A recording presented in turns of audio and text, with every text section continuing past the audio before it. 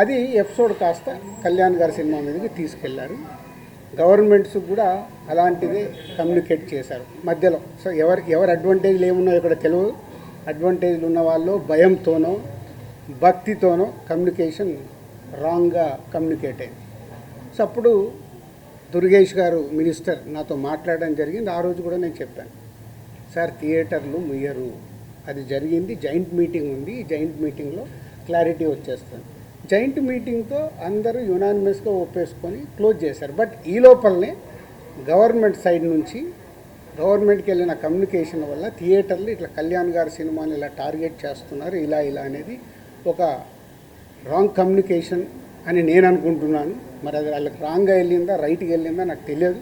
But my point of views wrong కమ్యూనికేషన్తో కళ్యాణ్ గారి సినిమా మీదకి తీసుకెళ్ళారు. మే 30 అప్పటికే భైరవం అనౌన్స్ అయింది. జూన్ 5 కమల్ హాసన్ గారి సినిమా అనౌన్స్ అయింది. జూన్ 12 కళ్యాణ్ గారి సినిమా ఉంది. జూన్ 20 కుబేరా ఉంది. సో ఈ నెలంతా కంటిన్యూగా సినిమాలు ఉన్నాయి. అలాగే జూలై 4th మేము ముందు తమ్ముడు అనుకున్నాం, మన కింగ్డమ్ అనౌన్స్ చేశారు, దానికి మేము ఇంకా జూలైలో ఇంకో డేట్ చూస్తున్నాం. ఇలా జూన్, జూలై, ఆగస్ట్, సెప్టెంబర్ కంటిన్యూగా సినిమాల ఫ్లో ఉంది. ఈ టైంలో ఇండస్ట్రీని ఎలా మనం కాపాడుకోవాలి ఉన్న సినారియోలో ఏప్రిల్ మే అనేది is a main season for film industry. Total మనందరికీ తెలుసు ఏప్రిల్ మే టోటల్ థియేటర్లు మూతపడ్డాయి. మేబీ సినిమాలు సరైన సినిమాల్ని మనం ఆడియన్స్కి ఇవ్వక, ఐపీఎల్ వల్ల ఏ కారణం చేతైనా ఏప్రిల్ మే అనే కీ సీజన్, సినిమా ఇండస్ట్రీకి కీ సీజన్, సినిమాలు లేక మూతపడుతూ ఉన్నాయి థియేటర్లు.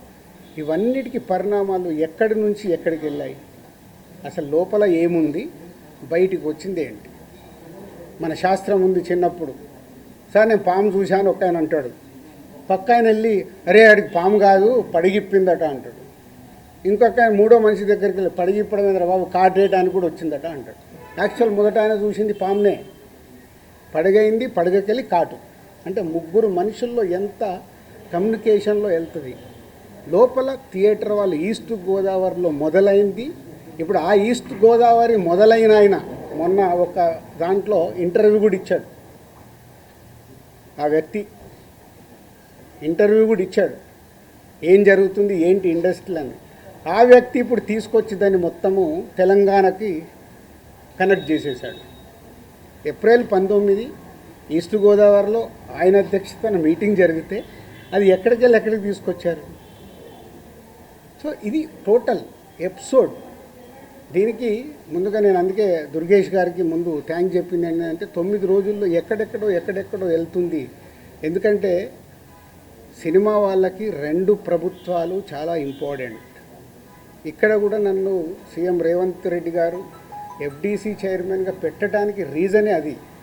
నేను చాలా బిజీగా ఉన్నంటే లేదు ప్రభుత్వానికి గవర్నమెంట్కి మధ్యలో నీలాంటి వాళ్ళు ఉంటే ఏ సమస్యలు ఉన్నా ఈజీగా కమ్యూనికేషన్ అవుతే సాల్వ్ అవుతుందని. అలాగే ఏపీలో మనం చూసాం.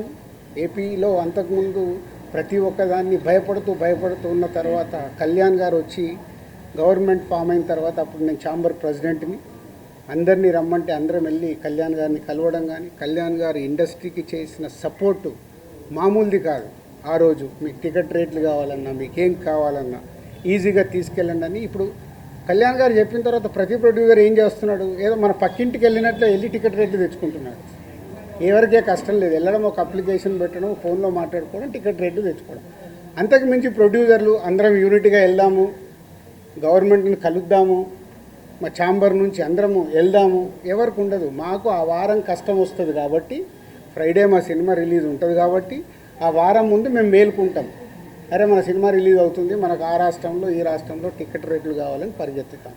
బట్ అందరం కలిసి యూనిటీగా ఉన్న ప్రాబ్లమ్ని కూర్చొని సాల్వ్ చేద్దాం అని ఆలోచించేది మా దాంట్లో తక్కువ. సరే నెక్స్ట్, ఇది టోటల్ ఎపిసోడ్ మీకు అర్థమైంది. ఈరోజు గవర్నమెంట్ నుంచి అక్కడి నుంచి సానుకూలంగా రావడం చాలా హ్యాపీ మూమెంట్. కాబట్టి దీన్ని కన్క్లూడ్ చేద్దామనే మీ అందరికీ చెప్పడం. ఎందుకంటే ఇక్కడ I'm important person for both industries. అలాగే ఉత్తరాంధ్రలో, నైజాంలో, తెలంగాణలో ఎలా అయితే చెప్పానో, మాకు ఆంధ్రప్రదేశ్ మొత్తంలో ఉత్తరాంధ్రలో మాకు డిస్ట్రిబ్యూషన్ ఆఫీస్ ఉంది. అక్కడ ఒక 20 థియేటర్లు మా ఎస్విసికి ఉన్నాయి. అక్కడ 20, ఇక్కడ 30. మళ్ళీ మీరు ఇది అండర్లైన్ చేసుకోండి. మళ్ళీ టాపిక్ నాకు మాట్లాడి నాకు చికాకు ఉంది. నేను ఎందుకంటే ఇక్కడ మంచి సినిమాలు తీస్తూ ప్రొడ్యూసర్గా 22 ఏళ్లలో ఇక్కడ వరకు గ్రో అవుతూ నేను ఇంకా కొత్తగా ఆలోచిస్తున్నాను. మొన్ననే దిల్ రాజు డ్రీమ్స్ అని అనౌన్స్ చేశాను. కొత్త టాలెంట్కి నా 30 ఏళ్ళ ఎక్స్పీరియన్స్ని ఉపయోగపడేలాగా చేయాలి. అలాగే ఒక అనే ఒక కొత్త టెక్నాలజీ వస్తుంది. దాని ద్వారా ఇండస్ట్రీకి కొత్తగా వచ్చే వాళ్ళకి ఉపయోగపడాలి. నా థాట్స్ ఇవి. నేను ఇంకా కిందికెళ్ళి వ్యాపారం మీదనే కాదు, మంచి సినిమాలు తీయాలి, మంచిగా ముందుకెళ్ళాలి. నాతో పాటు చాలామందికి నేను హెల్ప్ అవ్వాలనేది నా వ్యూ, నా విష్. ఇది ఇంపార్టెంట్ ఇవ్వండి. అనవసరమైన వీటికి ఇంపార్టెంట్ ఇచ్చేసి ఫోటో వేస్తే మనకు వ్యూస్ వస్తాయి కదా, ఈయన మీద కామెంట్ చేస్తే మనకి ఏదో వస్తుంది కదా అని వదిలేయండి దయచేసి. మీరు ఎవరన్నా దాంట్లో ఉన్న వాళ్ళు ఉంటే ఇందాక ఒక ఛానల్ వాళ్ళకు చెప్పాను కదా, అది ఇంపార్టెంట్. ఒక వ్యక్తి గురించి మనం చేస్తున్నామంటే కొంచెం అనాలిసిస్ చేసుకొని చేయాలి. సో నిన్న మా అరవింద్ గారు మాట్లాడడం జరిగింది. అరవింద్ గారికి ఉన్నది ఆయన ఒక క్లారిటీ ఇచ్చాడు. ఆయన మొత్తంలో అలా 15 థియేటర్లు ఉన్నాయి అని చెప్పడం అది నిజం. చాలామంది ఏమనుకుంటారంటే ఆయన కూడా ఏదో దున్నేస్తున్నాడు, ఆయన ఏదో చేసేస్తున్నాడు. ఆయన క్యూబ్ అనే కంపెనీలో, వాళ్ళు ఎప్పుడో పెట్టిన కంపెనీలో ఆయన పార్ట్ ఆఫ్ ద క్యూబ్. ఇట్లా ఇదే వ్యాపారంలో ఉన్నప్పుడు ఇప్పుడు నేను దిల్ రాజు డ్రీమ్స్ అని కొత్తగా స్టార్ట్ చేస్తున్నాను. కొత్త వాళ్ళ కోసం అనే ఒక కంపెనీ కొత్తగా వస్తుందని స్టార్ట్ చేస్తున్నాను. అవి కొత్తగా వస్తున్నాయి కాబట్టి నేను కొత్తగా ఆలోచించి వెళ్తే 10 ఏళ్ల తర్వాత దిల్ రాజు గారు ఎందుకు పెట్టుకున్నాడు అంటే నేను ఏం చేయగలను? 10 ఏళ్ల తర్వాత క్వశ్చన్ వస్తాయి. ఒక కొత్తది వస్తున్నప్పుడు మేము ముందుకెళ్తాం. ప్రభుత్వాలని కలుపుకుంటూ ఇండస్ట్రీకి ఏం కావాలి, ప్రభుత్వాలు చేస్తేనే ఇండస్ట్రీకి ఏ సమస్య వచ్చినా ప్రభుత్వాలే చేయాలి. వాళ్ళు పెద్దన్న లెక్క. వాళ్ళు ఏదైనా మీకు ఈ ప్రాబ్లం ఉందా మేము సాల్వ్ చేస్తామంటేనే ముందుకు వెళ్ళగలుగుతాం.